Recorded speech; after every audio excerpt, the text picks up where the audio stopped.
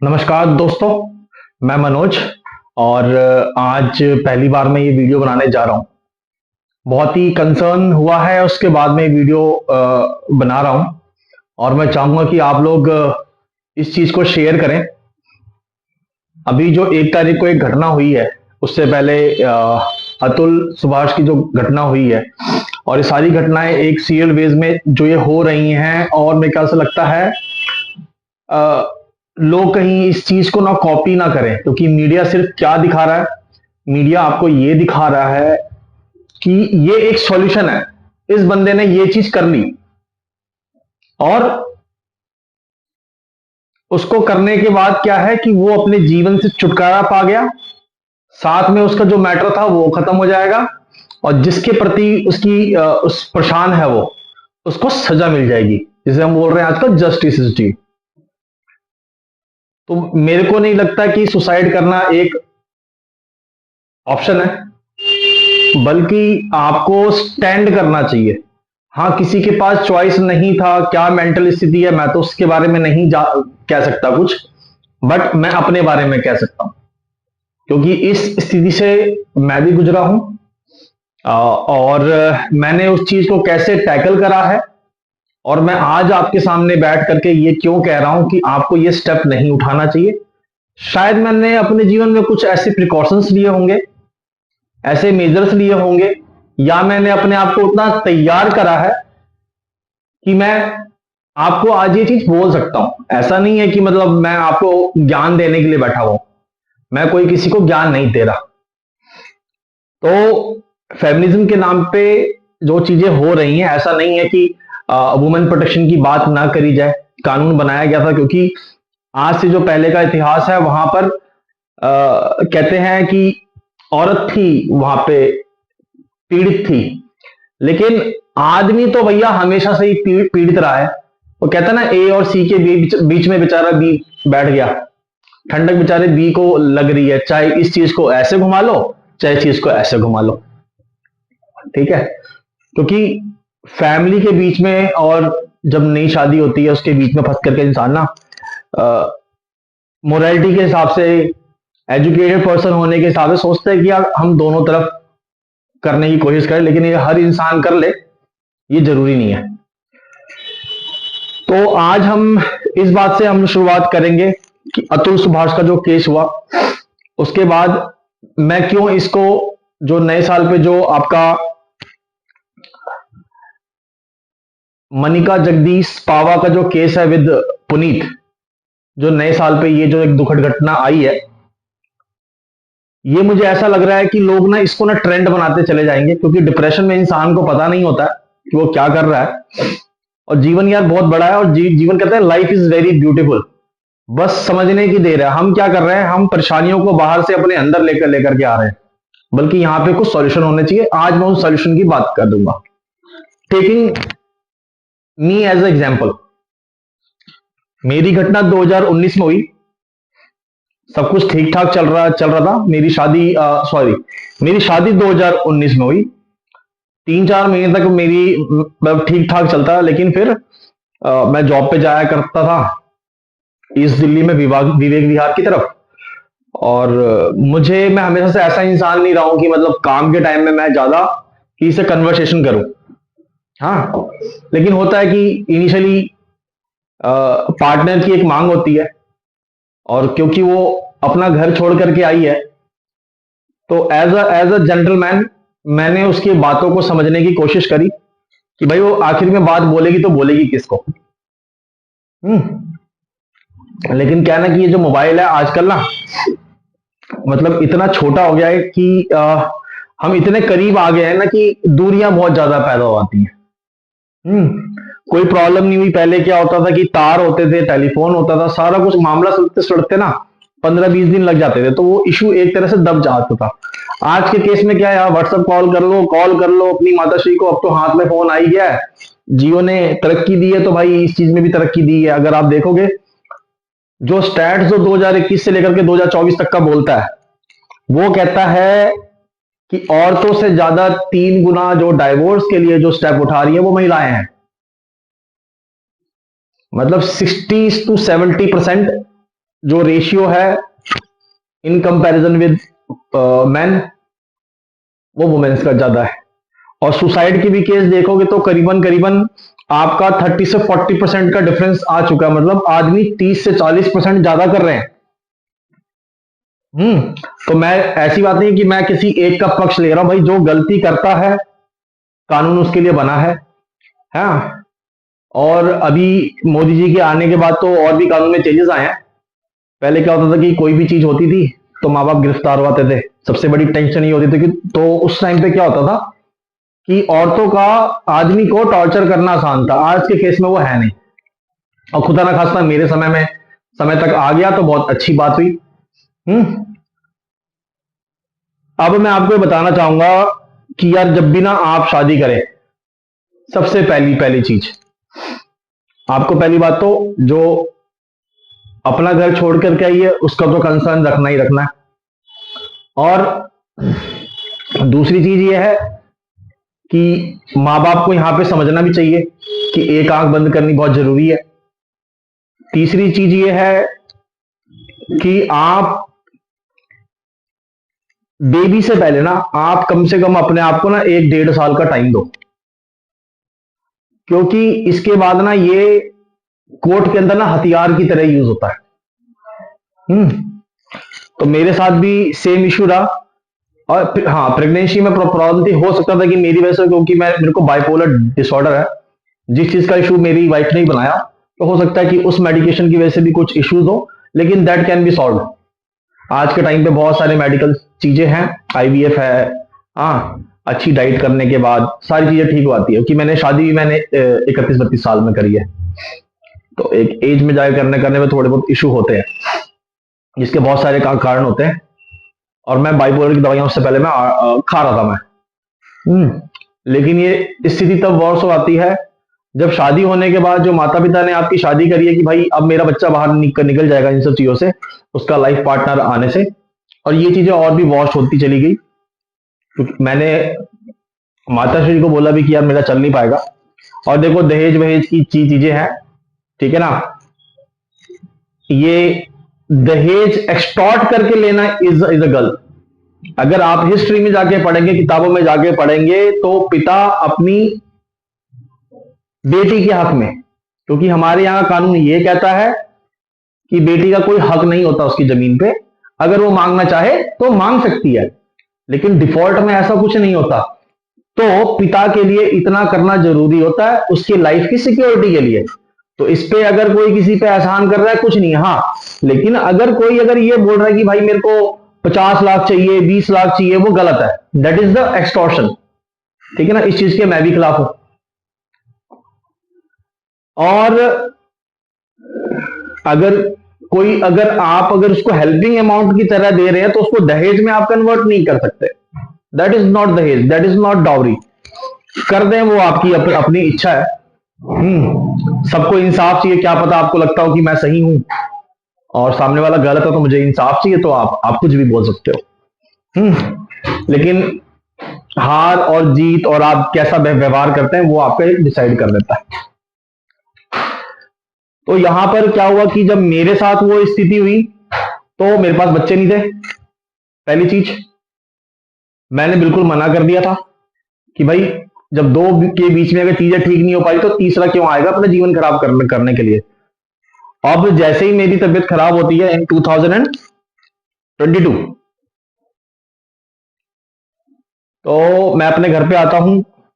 और इससे पहले ही जिनसे मेरी वाइफ की मेरी बात होती थी, वो मेरी बिजनेस पार्टनर थी और एक हमारे सर थे। तो उनका नाम नहीं लेना चाहूंगा ना, मैं अपनी वाइफ का नाम लूंगा। तो उन्होंने मेरे को पहले ही बता दिया था, क्योंकि वो लोग समझाया करते थे, जो कि खुद एक डाइवोर्स्ड महिला थी। उन्होंने ये भी चीज समझाने की कोशिश की, लेकिन उन्होंने मेरे को उसी दिन बोल दिया था कि आज नहीं तो कल ही आपके घर वालों पे केस करेगी बंदी। और इसमें सबसे ज्यादा जो योगदान रहा ना, जो मेरे हिसाब से मैं जानता हूं, लड़के के पिताजी का रहा। लेकिन चलो, ये सब सिनेरियो तो कहानी है, ठीक है ना, इसमें हमें जाना भी नहीं चाहिए। इसमें हो सकता है कि सबकी अपनी अपनी पर्सनल लाइफ भी हो, और मैं किसी की पर्सनल लाइफ को डिस्ट्रॉय नहीं करना चाहता। तो मैंने क्या प्रिकॉशन लिए, भाई मेरे पास बच्चे नहीं थे। मैं घबराया नहीं। मैं अपने घर पे दोबारा वापस आया और जो भी प्रिकॉशंस लेने थे वो लिए गए। मेरी वाइफ हर जगह गई, मैंने कोई रिएक्शन नहीं दिया। लेकिन बॉस तो तब होता है क्योंकि इंसान वो चीजें अपने तक सहन कर लेता है। लेकिन जब मेरे भाई पे 376 का केस लगाया गया, रेप चार्जेस लगाए गए, जो कि मेरा भाई 8-9 साल छोटा है, जिसको मैंने गोद में खिलाया हुआ है, और मैं सोच भी नहीं सकता कि मतलब किस तरह से लोग गिर जाते हैं एक जीत और हार की वजह से, कि मेरे को ये केस जीतना है तो हम कुछ भी करेंगे। और कमाल की बात तो ये है कि इस केस के अंदर मेरी वाइफ का जो वकील है वो मेरा कॉमन फ्रेंड ही है, जिसका घर पे आना जाना था। तो मैंने एक चीज भी बोली थी कि आपकी वकालत जो है ना, दो तरीके के वकील करते हैं, एक करता है शकुनी और एक करता है विभीषण। शकुनी ना उस चीज का बदला लेने के लिए ना पूरे वंश का नाश कर देता है जो उसकी बहन की थी। चाहे कुछ भी था उसकी, अगर शादी हो गई, उसने कुछ भी करा, लेकिन तुमने उसके पूरे पूरे 100 बच्चों को, पूरे खानदान को खत्म करने का तो काम कर दिया। तो ऐसा शकुनी वकील होना जरूरी नहीं है, ऐसा वकालत करने वाला जरूरी नहीं है। दूसरी चीज, अगर विभीषण अगर आपकी वकालत करता है तो आपको राम बनना पड़ेगा। उस चीज पे रहना पड़ेगा कि अगर आप सही हो ना तो आप रावण वाला कृत्य ना करो, तभी आप राम कहलाओगे, नहीं तो आपका कुछ नहीं हो सकता। प्रकृति को जो आप दोगे, प्रकृति से आपको वैसा ही मिलेगा। और मैं आपको बताऊं, इस केस में जो सबसे जो अहम बात रही, जब मैं इस चीज से बच पाया, तो एक छोटा मोटा झगड़ा हुआ, जिसका मेरी वाइफ उसके बाद मेरे घर पे भी रही काफी दिनों तक, लेकिन स्टे था तो कुछ दिनों के बाद वो उसको भेज दिया गया अपने घर। हम्म। उस उसने मेरे फादर को अब्यूज करा, मेरे को, चाहे कम, जैसे आपने देखा होगा पुनीत और मनिका जगदीश पावा के केस में, कि वो कमरे में किस तरह से गाली दे रही है। आप इमेजिन करो कि वो चीज मेरे साथ भी हुई है। और मैं आपको बता दूं, मैं इस नेचर का बंदा हूं कि मेरे को आज तक मेरे साथ के जो मेरे दोस्त है ना, वो मुझे मुझे गाली नहीं बोल सकते। लेकिन वो चीज जब इंसान को आती है, तो वैसे तो चलो यार, हम लोग इतना इतना फर्क नहीं, क्योंकि we are much stronger there than their thoughts.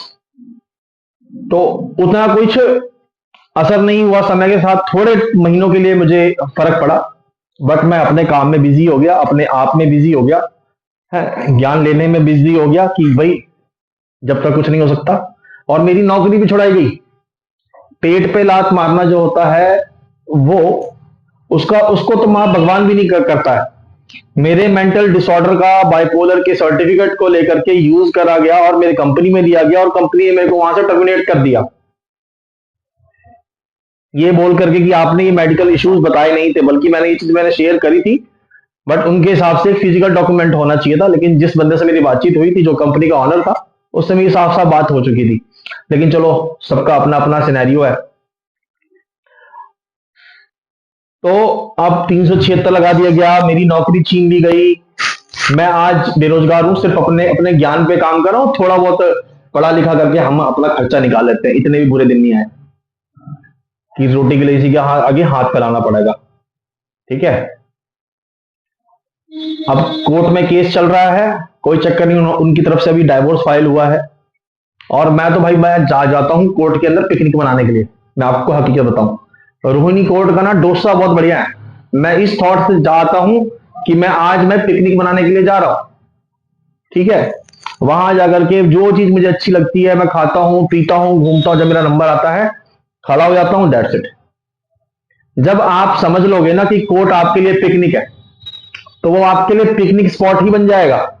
ये सारी चीजें आपके माइंडसेट पे डिपेंड करती है कि आप किसी को अलाउ करोगे तभी वो हर्ट करेगी। मेरे फादर को जब गाली दी गई, उसके फादर ने मेरी मदर को गाली दी, मेरे को फोन करके, डायरेक्टली नहीं, मेरे को फोन करके, दामाद को फोन करके।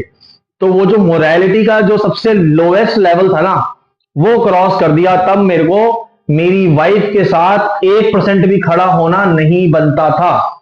इसके लिए आज के टाइम पर वो कुछ भी कह ले कि मेरे साथ खड़ा नहीं हुआ, स्टैंड नहीं लिया, आई डोंट इवन केयर। ठीक है। और मुझे फर्क नहीं पड़ता भाई। जब आदमी अगर डिसाइड कर लेना कि मैंने कुछ नहीं देना, और आप जीवन में सबसे बड़े त्यागी बन जाओ कि मुझे अब कुछ चाहिए ही नहीं, मेरे पास कुछ है ही नहीं, मैं दूंगा क्या, वो आपका एक बाल भी नहीं हिला सकती। सिर्फ जो आपको एक चीज पे काबू करना होता है वो करना पड़ता है डर पे काबू। आप लोग डर पे काबू करो। मैं कह रहा हूं आत्महत्या करने से कुछ नहीं होगा, कम से कम आप दूसरे लोगों के लिए एक एग्जाम्पल तो बनो। मुझे आज मजबूरी में मेरे घर वालों ने, मैंने अपने मैटरनल अंकल से मैंने पूछा था कि कैसा कुछ ऐसा करना चाहिए, जब सुभाष वाला जब केस हुआ था, अतुल सुभाष वाला केस, तब मैंने बोला था, उन्होंने मना कर दिया था। लेकिन जैसे ही 1 तारीख हुई, मुझे पहले ही वीडियो जब वो सजेस्ट होती है ना, तो आप मान नहीं सकते कि मतलब मेरे को ऐसा लगा कि यार और कितने अतुल सुभाष जाएंगे भाई, जस्टिस फॉर ड्यू, कब तक ये पेंडिंग रहेगा। और हमें यार इतनी क्रिटिकल सिचुएशन पे जाना ही क्यों, अपने आप की लाइन इतनी बड़ी कर दो कि आपको किसी दुनिया में किसकी छोटी है किसकी बड़ी है फर्क ही ना पड़े। हम लोग इतने मोटिवेशन स्पीकर को सुन रहे हैं, इतने गुरुज को सुन रहे हैं, लेकिन मुझे समझ में नहीं आता कि हमें आज क्या हो गया है कि यार हमें आत्महत्या पे मजबूर होना पड़ रहा है। प्लीज भाइयों ऐसा मत करो, एक बार स्टैंड लो, ठीक है ना। क्योंकि लाइफ ना बहुत खूबसूरत है, life is very very beautiful. आप इस धरती पे आए हो कुछ कुछ अपने कर्म करने के लिए, कुछ आपके आपके पाठ है वो पूरे करने के लिए। आत्महत्या करके आप अपनी चीजों को पेंडिंग छोड़ रहे हो, क्यों ऐसा काम कर लेना। क्या होगा, किसी ने तुम्हारी गर्दन थोड़ी ना काटनी है यार, ऐसा क्यों कर रहे हो। तो प्लीज आप लोगों से रिक्वेस्ट यही है कि भाई खड़े रहो, दम लगा के खड़े रहो, ठीक है ना।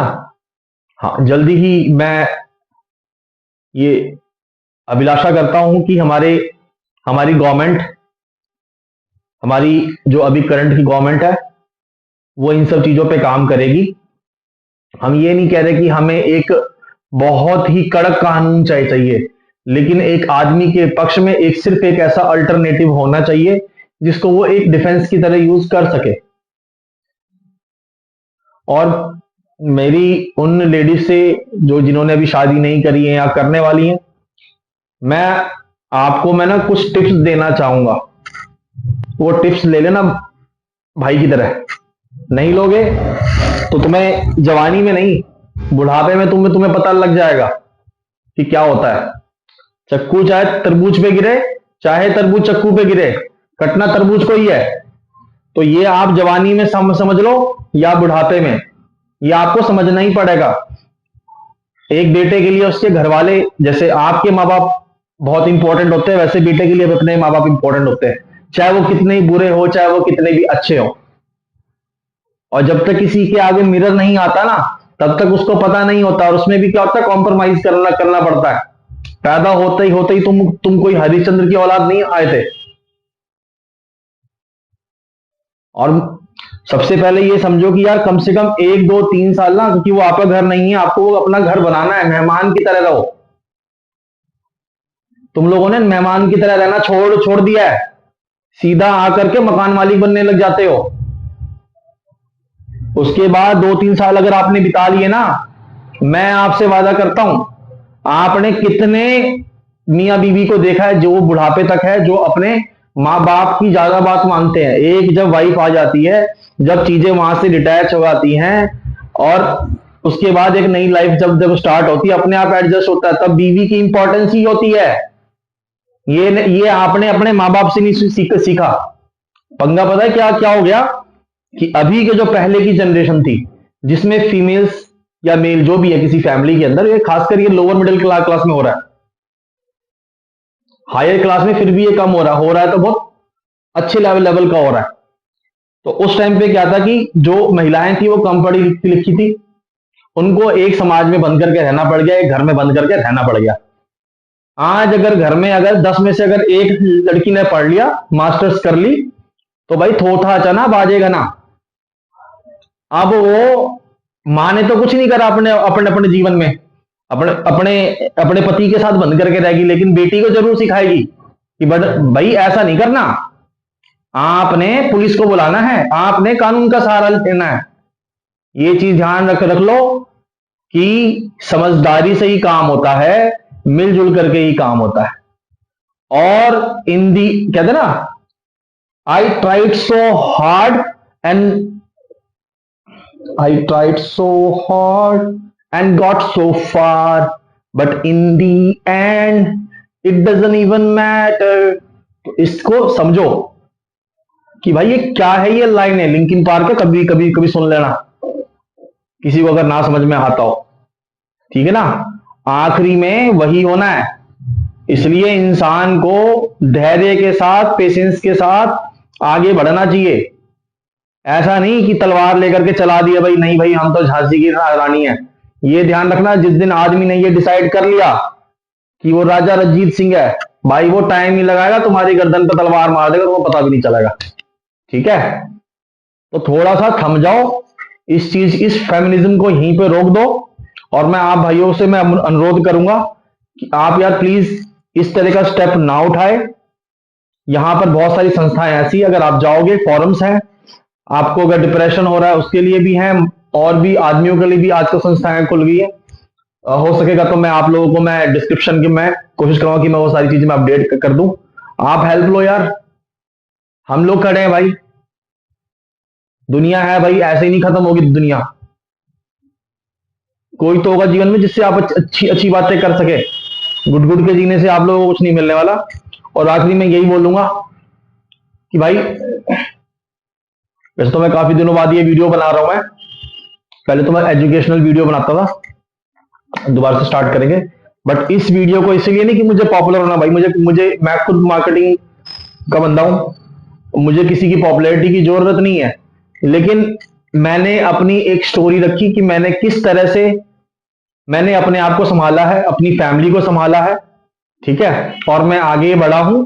और मुझे कोर्ट पे पूरा विश्वास है। लोग कह रहे हैं अतुल सुभाष के केस में कि भाई पुलिस वालों ने ऐसा करा, जज ने ऐसा करा, वैसा करा।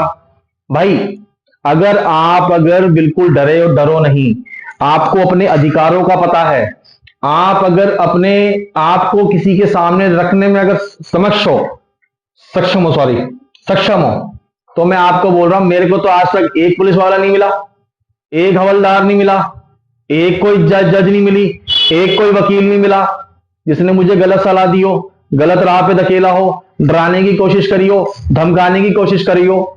इसलिए अगर आपके अंदर वो हिम्मत नहीं है, आप चीजों से, परिस्थितियों से घबराओगे, तो वैसी ही चीज आएगी आपके पास। गुड़ के पास ही मक्खियां आती हैं भाई, नमक के पास नहीं आती हैं मक्खियां, ये ध्यान रखना। अगर आप गुड़ की तरह वैसा बनोगे तो आपके पास मक्खियां आएंगी, नमक की तरह नमकीन बनोगे, ज्यादा की से लाई लपड़नी, तो भाई जीवन चलेगा मस्त, ठीक है ना। और जीवन को चलाओ भाई मस्त। यार ऐसे ऐसे इंजीनियर मर रहे हैं, हम भी तो इंजीनियर है भाई, हम कौन सा मर लिए, आज नहीं करेंगे कल करेंगे, मर थोड़े ना गए। और ना मरना भाई, ठीक है। तो ख्याल रखो, और इस वीडियो को जहां जहां शेयर कर सकते हो ना करो, क्योंकि मैं नहीं चाहता कि अब एक और अतुल सुभाष मरे। यहां पर एक जॉब वाला बंदा मरा है, एक बिजनेस वाला बंदा मरा है, मतलब किसी भी कैटेगरी का आदमी बचा नहीं है। और भाई इस चीज को कॉपी मत करो कि तुम्हारे माता पिता को इंसाफ मिल जाएगा, या वो लड़की फंस जाएगी तो तुम्हें आत्मा को शांति मिल जाएगी। मत करो भाई ऐसा करो कि साला अपनी बीवी को तलाक दो, उससे सुंदर बीवी लेकर के आओ, अपने जीवन को बढ़िया करो भाई, मस्त करो। नहीं तो ईश्वर है ना भाई तुम्हारे साथ, राम बजोगे तब भी, राम बजोगे अब भी, राम को तुम भूल क्यों रहे हो भाई। चलो जय श्री राम भाई।